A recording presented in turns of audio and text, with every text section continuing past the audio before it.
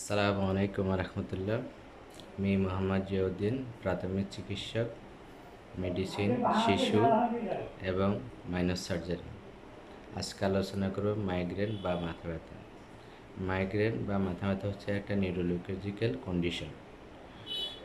এর কয়েকটি কারণ হচ্ছে, প্রথমত হলো স্ট্রেস, শারীরিক এবং মানসিক কারণ। দ্বিতীয়ত হচ্ছে এনভায়রনমেন্টাল, পরিবেশগত। সাধারণত আবহাওয়া পরিবর্তন হলে, দুর্গন্ধ হইলে, উচ্চ শব্দ এবং অতিরিক্ত আলোর কারণে। তৃতীয় নম্বর হচ্ছে মহিলাদের হরমোন প্রবলেম, ইস্ট্রোজেন এবং প্রোজেস্টেরন হরমোন পরিবর্তন হলে মাসিকের সময় হতে পারে, প্রেগনেন্সিতে হতে পারে, মেনোপজাল কন্ডিশন হতে পারে।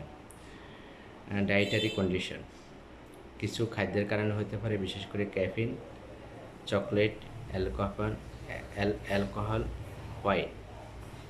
স্লিপিং, কিছু স্লিপিং পিল, বিশেষ করে বেশি ঘুম অথবা কম ঘুম হইলে। তারপরে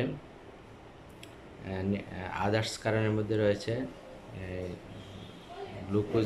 লো গ্লুকোজ এবং ডিহাইড্রেশন।